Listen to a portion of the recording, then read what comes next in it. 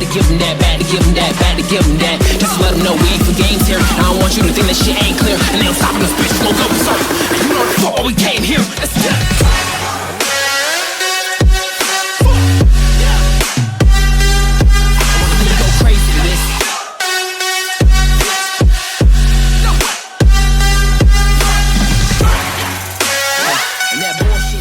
صباح الفل عليكم يا رجاله. معلش اتاخرت عليكم في الفيديو، كنت المفروض اطلع في الفيديو اللي فات، بس زي ما بودة شرح لكم اللي انا كان عندي فتره امتحانات شويه وداخل عليها الفتره اللي جايه برزنتيشنز وامتحانات وحاجات كتير قوي، والحياه دايما مش ماشيه سهله ومش ماشيه حلوه قوي كده زي ما كل الناس تبقى فاكره.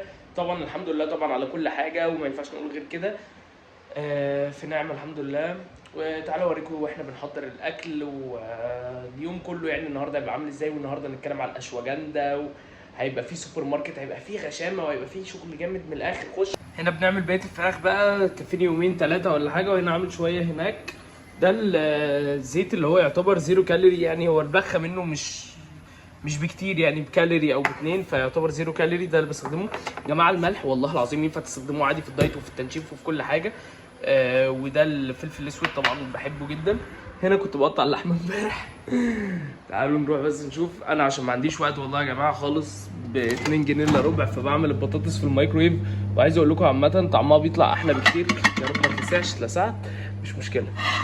يا لهوي، واحده واحده واحده واحده واحده واحده. والله يا جماعه بتطلع شكلها بيبقى حلو جدا، واقسم بالله طعمها تحفه، يعني طعمها احلى من العادي. بس انا عشان ما عنديش وقت كمان بعملها كده، وهي طعمها بيبقى احلى. بس انا بخاف الميكرويف يفرقع ولا حاجه، بحط البطاطس جوه 10 دقايق. على الميزان طبعا لازم نظبطها بالشعره. 170 جرام صدور فراخ و200 جرام بطاطس.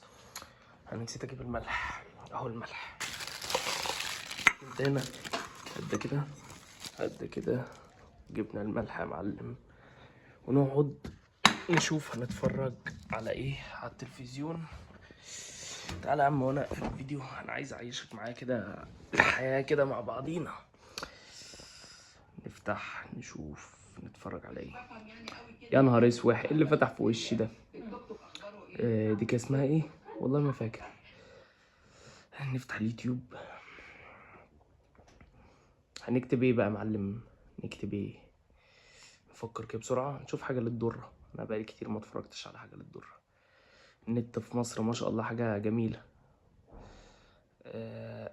ادي الضره طلع في وشي اصلا اهو.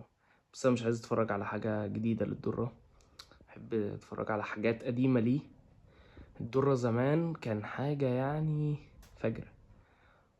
انا بيعجبني المايند سيت بتاعته جدا بصراحه. يعني هنشوف للضره حاجه من 5 سنين كده ولا حاجه.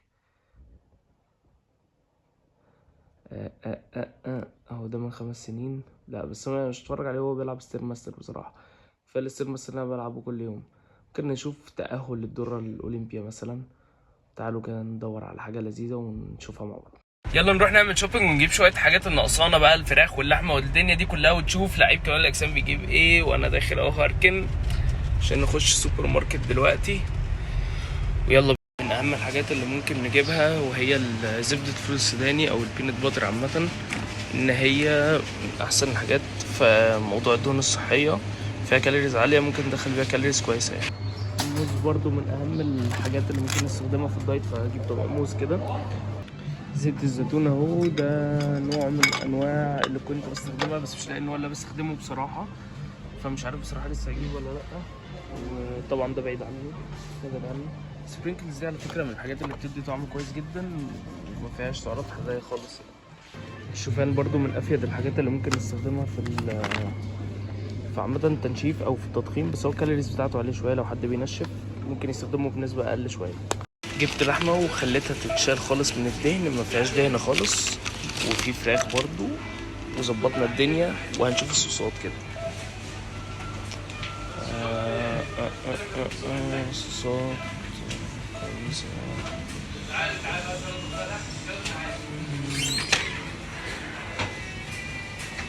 ممكن نشوف ده مايونيز، وممكن مستردة برضو.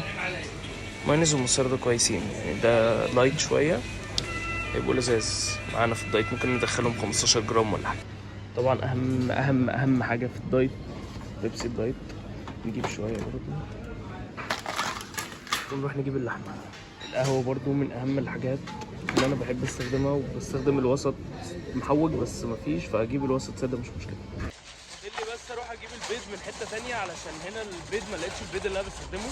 حد طبعا يسالني يعني ايه من فرخه ثانيه ولا منين، لا بحب البيض الاحمر لان ما بيبقاش فيه زفاره. وبعدين يعني بقيت برضو عيلتي لما بياكلوا بيض بناكل البيض الاحمر، ما بحبش البيض الابيض. دي بقى بوينت ليك يعني عشان تبقى عارفها، البيض الابيض بيبقى فيه زفاره كتير يعني، فالبيض الاحمر احسن. كده شكلي رجع 18 سنه تاني عادي، عشان بالدقن بيبقى شكلي حاجه و20 سنه، بس انا 18 سنه الحمد لله. الواحد رجع شباب زي ما انتم شايفين اهو. قاعد هفتح المذاكره دلوقتي حالا، بس كنت عايز اتكلم معاكم في موضوع كده جالي. انا ما كنتش مرتب اللي انا هتكلم عليه في الفيديو بصراحه، انا سايب الفيديو ده يمشي زي ما يمشي عشان اوريكم حياتي على طبيعتها وكل حاجه يعني انا بعملها في يوم.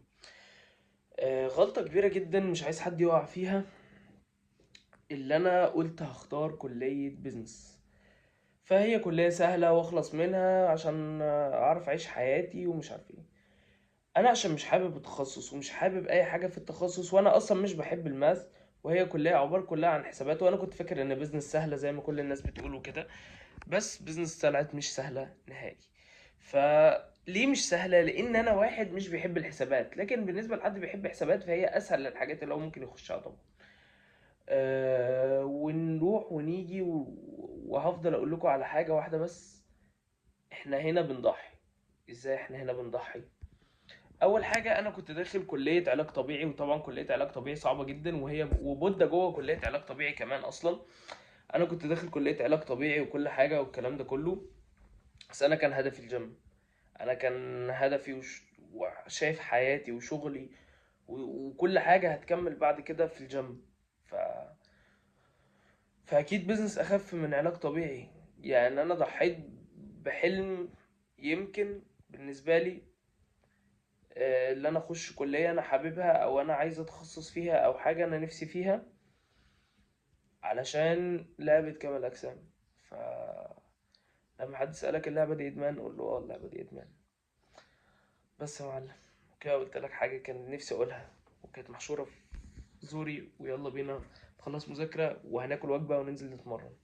نقدر بقى نقول وجبة قبل التمرين دي أكتر وجبة فيها العناصر اللي جسمنا كلها محتاجها، من الفاكهة من الفراخ. والفراخ برضو بيبقى فيها على فكرة نسبة دهون صغيرة جدا، وعليها شوية صوص ده مستردة، و20 جرام زبدة فول سوداني الدهون الصحية، وكمان علبة زبادي بيبقى فيها بروتين كويس جدا، وهي خفيفة كده قبل التمرين، وهي بالذات اللي مفيهاش لاكتوز فحاجة كويسة جدا جدا جدا زي الألبان يعني. عامة هنضرب الوجبة دي وننزل نتمرن تمرينه جامده، وتعالوا معايا. اتوضيت بقى وهخش اصلي، وحطيت اللابتوب بيتشحن عشان هذاكر كمان شويه، وحطيت السماعه تتشحن علشان لما اروح الجيم.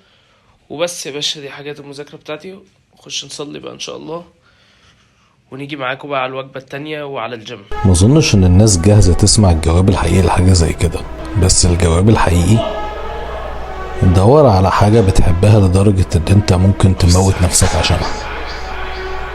انا لما دخلت كمال اجسام انا عارف ان الموضوع فيه هرمونات، وعارف ان الموضوع مش صحي جدا، وعارف ان ممكن يموتني.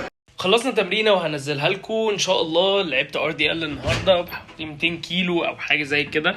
كده هنزل لكم كل حاجه. يا لهوي انا كنت لسه اوريكم وجبه بعد التمرين: سكوبين واي بروتين، 80 جرام شوفان، وعليهم موزه متقطعه بس هي جوه الطبق شويه، وانا اتلسعت ام الطبق. بس يلا ايدي الجماوي جامده برضه، مع ان هي كده مش متكحرطه يعني على الاخر. نتفرج شويه على التلفزيون، وعندنا مذاكره بعد كده، عندنا كارديو بالليل، ان انتوا زي ما انتوا عارفين بحضر البطوله، ولا مش عارف انا بحضر البطوله. ولو انتش عامل سبسكرايب على البيج فياريت تعمل سبسكرايب، علشان الفتره اللي جايه تحضيرة بطوله كمال اجسام، وهتبقى تالت تحضيرة بطوله ليا، بس اول تحضيرة بطوله على اليوتيوب. وهبدا انزل لكم الكونديشن بتاعي، وهبدا انزل لكم بقى انا هلعب يعني ايه البلد اللي فين اللي هلعب البلد فيها البطوله، بس هي مش مصر، هي بره مصر. وانا مستني السبسكرايب بتاعك، وانك تدوس على الجرس، وانك تشوف كل الفيديوز بتاعتي، علشان الفتره الجايه انا وعبد الله هنعمل شغل جامد قوي على البيج ان شاء الله. واللي مش عارف واللي لسه جديد على البيج، انا وعبد الله بنلعب جيم. عبد الله معايا في البيج، عبد الله عايش في ايرلندا، انا عايش في مصر. وان شاء الله الفتره الجايه هنقدم لكم محتوى قوي جدا، انا وعبد الله بنخش بطولات طبعا اللي مش عارف. ويلا بينا يا باشا نخلص واخدكم على الكارديو، بعد الكارديو اوريكم الوجبات التانية ونخش ننام بقى بعدهم كلهم. ستيرماستر 40 دقيقة سلم. ليتس جيت. لسه مخلص 40 دقيقة على السلم وايه يعني ضرب نار من الاخر. ومروح البس عشان عندي كاتب كتاب، واول كده ما اوصل البيت والبس هتحرك بقى علشان الحق، انا متاخر. وجبه بعد التمرين 60 جرام شوفان وسكوب واي بروتين و20 جرام بينت باتر وموزه، بس انا اكلت معظم الكلام ده عشان مستعجل جدا وعندي كاتب كتاب دلوقتي. اوريكم لبست ايه ونتحرك حالا. يلا بينا. كتف سايد، يلا بينا يا باشا نروح على الكاتب الكتاب. اللحظه المنتظره اللي احنا هنتكلم فيها على الاشواجندا، وانا دلوقتي رايح الجامعه في الطريق، وهنتكلم بقى على الاشواجندا بطريقه علميه شويه. بص بقى يا معلم، الاشواجندا دي عادي عشب زيها زي اي حاجه تانية في الحياه، بس هو الاستخراج اللي بيستخرجوه منه اللي هي ليها 3 فوائد اساسيين، اللي هي بتبوست التستوستيرون ناتشرال، يعني بتزود هرمون الذكوره بس بشكل طبيعي، يعني اي حد يقدر يستخدمه، مش شرط اصلا حد بينزل جيم او بينزل رياضه، حد لحياته عامه. وتاني حاجه هي بتبقى بتريفيل الاسترس شويه، فانت لما تريفيل الاسترس بتاعك اللي هو يعني ما يكونش عندك توتر او كده، بتقلل التوتر، تقلل نسب التوتر في جسمك. فهي لما تقلل نسب التوتر في جسمك، فانت بالتالي انت هتبقى نومك هيظبط، فانت هتعرف تنام كويس. لما تعرف تنام كويس فكل حاجه تبقى زي الفل في حياتك، فهتبقى دلوقتي الاسترس قل واسمه ايه ده، وفي نفس الوقت بتبص التستوستيرون ناتشرال. بص انا مش هضحك عليك، نسبه التستوستيرون الناتشرال اللي هي هتزقها لك او حاجه مش كبيره لدرجه ان انت ايه ممكن تشتريها عشانها. انت تشتري الاشواجندا في حاله واحده بس، لو انا خلاص انا حاسس ان انا في الفتره دي متوتر، عندي امتحانات مثلا، او انا ما بعرفش انام كويس قوي، او عارف انت الفترات دي اكتر فترات تشتري فيها الاشواجندا. انا عن نفسي ممكن اشتريها السنه كلها، بس انا الفتره دي مثلا ما جبتهاش لان انا بكسل ادور عليها، لان هي صعبه سيكه تتلاقى شويه في مصر. ماشي، بس هي بتبقى في اورجانيك نيشن ماكس ماسل وامتنان، يعني دي اكتر حته انا بشوفها فيها يعني. ولو انت حاسس ان سعرها غالي بقى، انا هقول لك على تريكايه بقى من الاخر علشان اجيب لك الاشواجندا دي بصراحه ب 10 جنيه بالظبط، وتبقى انا بص خدمتك خدمه عمرك في حياتك. تروح عند العطار تقول له انا عايز اشواجندا، عايز ب 10 او 20 جنيه اشواجندا، هتقعد معاك كتير قوي. انت بتاخد قد ايه؟ تاخد كام جرام؟ 3 جرام تغليهم ويا باشا تصفيهم وتشربهم، يا اما تعملهم زي كانه شاي او حاجه، فاهم؟ عادي مش تفرق. وعلى فكره دي اعتقد هتبقى مور افكتيف اكتر، لان انت حاطط اصلا الماده ذات نفسها، فاهم قصدي؟ بس كده يا معلم، انا كده اكون وريتك السوبر ماركت. وعلى فكره الفلوج ده مش يوم واحد من يومي، ده 3 ايام من ايامي، فانا قلت تبقى فكره لذيذه بحيث اوريك كل الايام كده بتبقى عامله ازاي. ان شاء الله فلوجز تانية كتيره، والفلوجز الجايه تبقى قويه جدا، وهقدر انزل ان شاء الله الفتره الجايه فلوجز اكتر بكتير، واوريكم التحضيره ماشيه ازاي، وهوريكم برضو الدراسه ماشيه ازاي. سلام يا رجاله. كان في كام حاجه كده عايزين نكملها على الاشواجندا، بس انا كنت باخد راي بودة، يعني اللي هو نخش ديب شويه في الموضوع، يعني نتكلم شويه تفاصيل عنها اكتر. فاتفقنا ان احنا ممكن نتكلم في حاجات ازيد شويه. وتعالوا اقول لكم ايه هي. مثلا زي مثلا ان الاشواجندا دي جينات، في حاجات يعني مثلا في ناس لما بتاخد فعلا اشواجندا تحس ان هي اوكي انا فايق اكتر، انا تمام، اقدر اخدها مع كوبايه القهوه انزل اتمرن. وعامه بيبقى فيه بقى بري ورك اوتس يعني، بس مش كتيره طبعا، بيبقى فيها جينسينج وبيبقى فيها اشواجندا وبيبقى فيها الحاجات دي كلها. وانا عن نفسي جربت قبل كده بري ورك اوت اسمه الفا وكان شغال كويس جدا تمام. مع ان انا لما يعني ناس ساعات بتقول هي لما بتاخد الاشواجندا قبل ما تنام ماشي، وفي ناس فعلا بتشتغل معاها البوينت دي. ناس ساعات جيناتيكلي لما بتاخد الاشواجندا بتبقى تحس بخمول شويه، تخش لا عايزه تنام، الاشواجندا بتريحهم كده، تخليهم عايزين يناموا خملانين شويه. لكن انا من الحوار ده ما جاش معايا بصراحه، يعني انا حسيت ان انا لما باخد مثلا الاشواجندا انا ككريم هي بتريفيل على فكره الاسترس بالنسبه لي، وعلى فكره خلتني بارد بطريقه مش طبيعيه، وعلى فكره دي مش بتحصل لكل الناس، خلتني بارد بجد بطريقه مش طبيعيه، مش فارق معايا اي حاجه في الدنيا بجد، وصلتني للمشاعر دي بجد. بس البوينت اللي هي ما عملتش عندي البوينت اللي هي عايزه انام ومش عارف ايه، ولا بتفوقني ولا عايزه انام. هي عادي بالنسبه لي، هي بتريفيل الاسترس. انا ككريم في واحد غيري ممكن تكون خليته اللي هو انا عايز اخش انام، انا خملان شويه، انا مش عارف ايه. واحد تاني انا فايق وعايز اخش اخدها قبل التمرين ومش عارف ايه وكده. فهي زي ما قلت لكم كل حاجه في اللعبه دي جينات، ونو رولز فور بودي بيلدينج. وهنتكلم اكتر عن الحاجات اللي جايه دي. وكالعاده انتوا مصيركم معايا وانا رايح على طول الجامعه.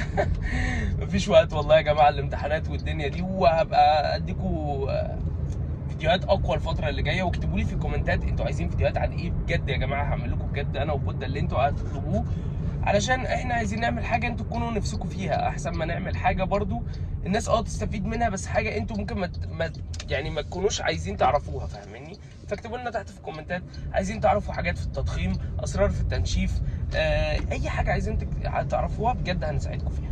يلا سلام يا رجاله.